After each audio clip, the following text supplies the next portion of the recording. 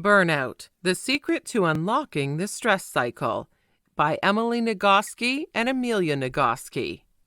In the words of its authors, identical twin sisters Emily and Amelia Nagoski, Burnout is a book for any woman who has felt overwhelmed and exhausted by everything she had to do, and yet still worried she was not doing enough.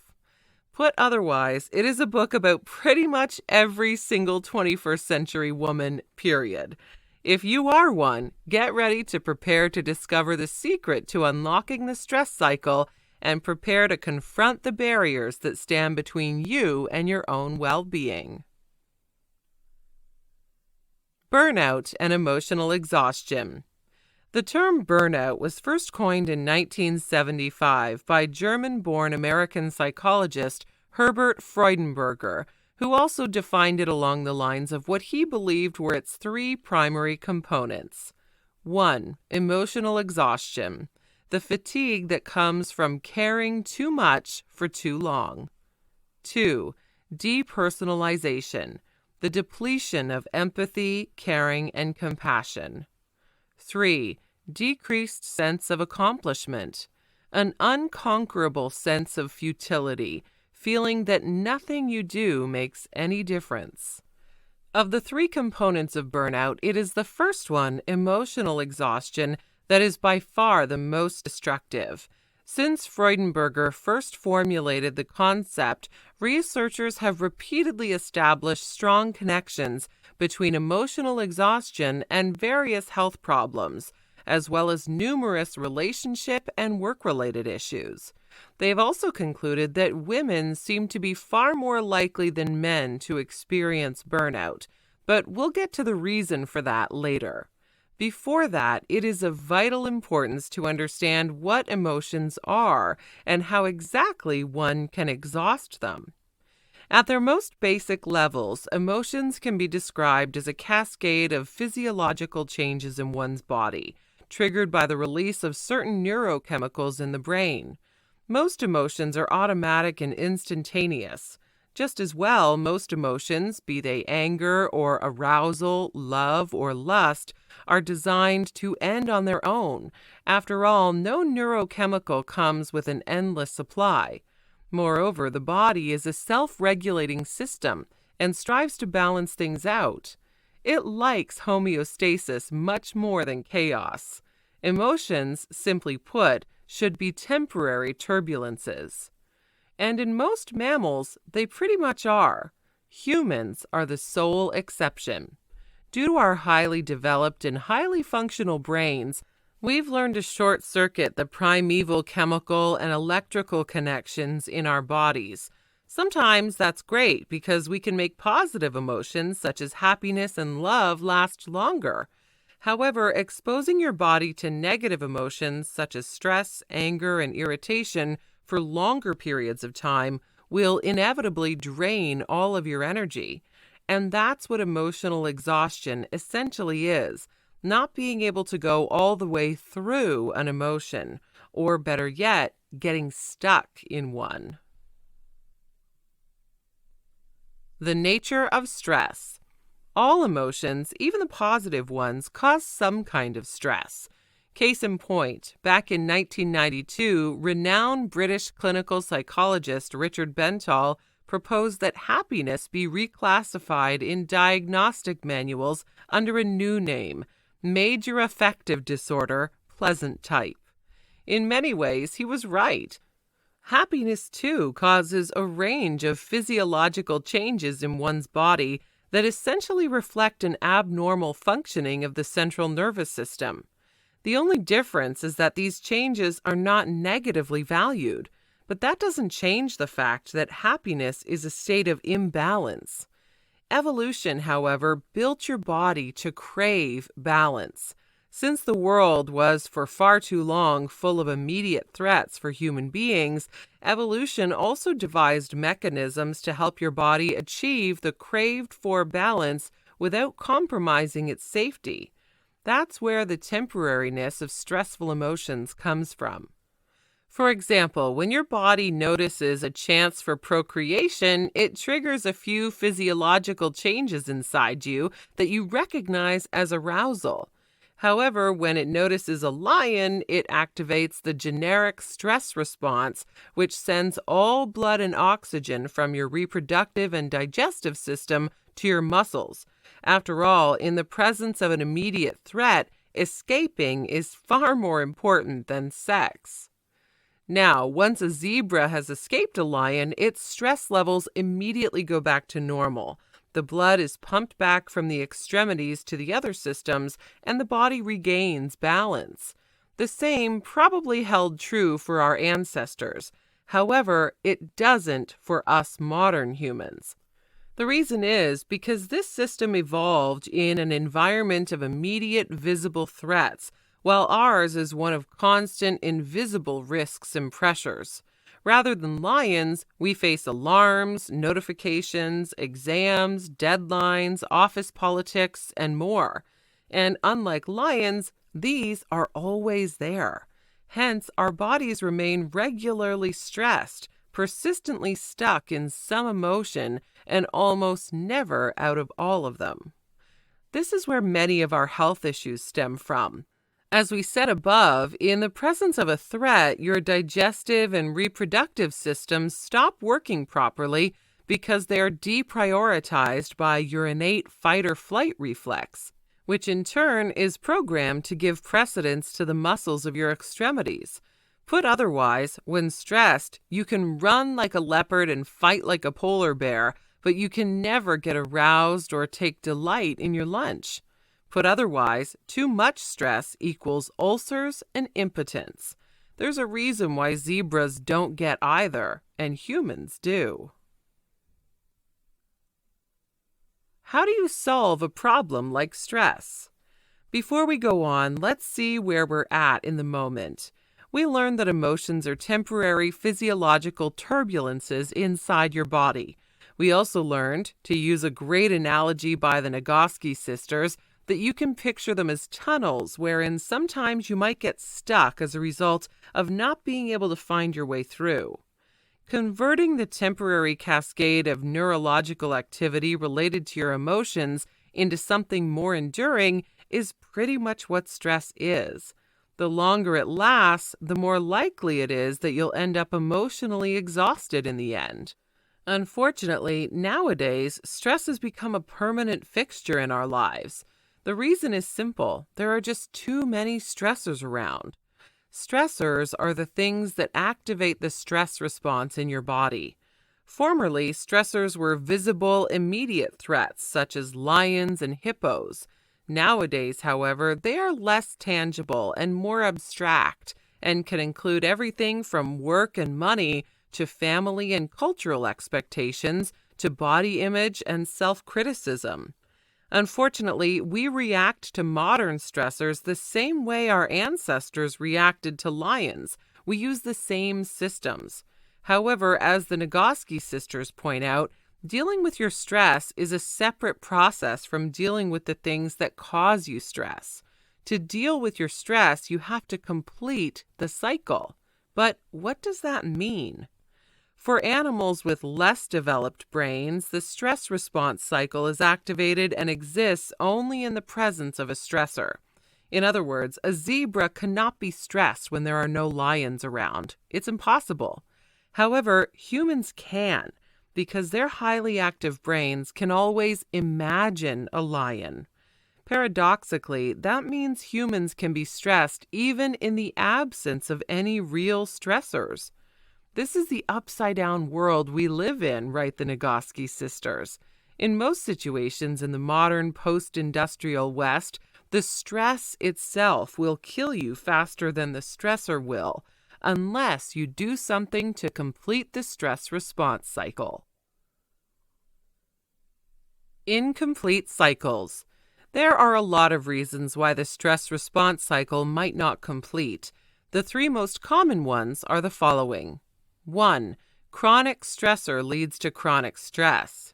Sometimes the constant presence of a tangible stressor causes chronic stress. For example, if you don't like your boss or the company you work for, there's no way you won't feel stressed out every single day. The situation is pretty much the human world version of a zebra repeatedly visiting the natural habitat of lions. 2. Social appropriateness. People often get stuck in emotions because of politeness or conventions. For example, no matter how much your body might want you to punch your inconsiderate and rude client in the face, your mind will do its best to force your body to sit politely and smile. 3. It's safer. In many cases, not completing the stress cycle is your best survival strategy. For example, if a girl is harassed on the street, theoretically, the optimal way for her to complete the stress response cycle caused by the situation is to turn around and slap the guy in the face. However, if she does that, she might make the situation far more dangerous, so she does nothing. Even though being polite or doing nothing can sometimes be a better survival strategy than completion, neither of the two gets you out of the stress response cycle. They just postpone your body's immediate needs. There is a reason why the stress cycle is colloquially known as the fight or flight reflex. These are essentially the main two ways to complete it. You either run away from the threat or face it head on. Instead, most of us usually choose the third strategy. Somewhat rare in the animal kingdom, we freeze or play dead until the threat goes away on its own. Guess what? It probably won't, because 9 times out of 10, it's not a real lion, but an imagined one. That is to say, it's not something out there, but something inside your mind. Completing the cycle. Tools and practices. There are many ways to complete the stress response cycle, and all of them encompass doing something. Freezing can only get you stuck. As a rule of thumb, nothing leads to completion more immediately than pure physical activity, like running, swimming, or even jumping up and down. Even though our minds have evolved, our bodies still speak the language of our distant ancestors and are unable to distinguish between a lion and a deadline. They react to both threats identically. Consequently, they expect you to react identically as well. If you get attacked by a lion, you'd run. Well, do the same in the case of a deadline, too. Physical activity, write the Nagoski sisters, is the single most efficient strategy for completing the stress response cycle. It is what tells your brain you have successfully survived the threat and now your body is a safe place to live. Consequently, you should make exercise the first line of attack in your battle against burnout. There are a few other evidence-based models that should work as well. For example, for lower levels of stress, you can try deep, slow breathing and even deeper, helpless laughter. Watching your favorite tearjerker movie is another option, because whatever makes you cry at the end has in fact allowed your body to go through an emotion and complete the stress cycle. Creative self-expression, whether writing, drawing, or singing, has been shown to have a similar effect. Positive social interaction is another strategy that works. After all, it is by definition an external cue for safety, an indication that the danger has passed. When it comes in the form of affection, a 6-second kiss or a 20-second hug, it completes the cycle even better than when it comes in the form of a casual conversation. Affection is an antidote to loneliness and, in a way, almost all the most difficult feelings, rage, grief, despair, helplessness, are forms of solitude. That's why whenever you experience one of these emotions, you should not hesitate to combine some physical activity with interpersonal connection. Connection with friends, family, pets, the divine, etc., is as necessary as food and water. Humans are not built to function autonomously. We're built to oscillate between connection and autonomy and back again, write the Nagoski sisters. We're also built to oscillate from effort to rest and back again. So if you don't want to have problems with your stress response cycle, You should spend about 10 hours a day resting. Finally, you should grant yourself the freedom to feel and experience things. Be compassionate toward yourself and grateful for what you already have. Nothing beats stress as well as self-acceptance and nicely aligned expectations. The real enemy. A few minutes ago, we told you that women are far likelier to suffer from emotional exhaustion than men. Now we've come to the part where we explain why. If you thought that the gender discrepancy in burnout has something to do with hormones, then congratulations, you're probably a part of the problem. Because the real problem is precisely that, the way women are seen and treated by society. Nothing new there, of course, but here's a new lens to look at patriarchy and prejudice. It's called the human giver syndrome. Introduced by philosopher Kate Manne in her 2017 book, Down Girl, The Logic of Misogyny, the human giver syndrome is the contagious belief that you have a moral obligation to give every drop of your humanity in support of others, no matter the cost to you. In patriarchy, this syndrome hits women especially hard because they are, to quote Simone de Beauvoir, the second sex, that is, defined mainly with reference to men. It is women who are mostly expected to offer their time, attention, affection, and bodies willingly, placidly, to the other class of people, the human beings, aka the men. Don't believe us? The latest stats say that globally women spend 40 hours per week doing unpaid work, compared to men who spend just an hour and a half. Add to that the fact that many women are pretty much raised to be human givers, to be good girls, to be nice, to be pretty and happy and calm and generous. Because fear and anger can cause distress in the human beings around them. They're taught that it's not nice, not ladylike to express those emotions in front of other people. So most women suppress their feelings. They suppress their needs as well. Human givers aren't supposed to need anything but other human beings to care for, whether children, parents, siblings, or husbands. All of them exist solely to be tended and watched over by the female human givers of the world. If we had to set out to design a system to induce burnout in half the population, write the Nagoski sisters, we could not have constructed anything more efficient. By now, you should be able to deduce why. As we said, emotional exhaustion happens when we get stuck in the tunnel of an emotion.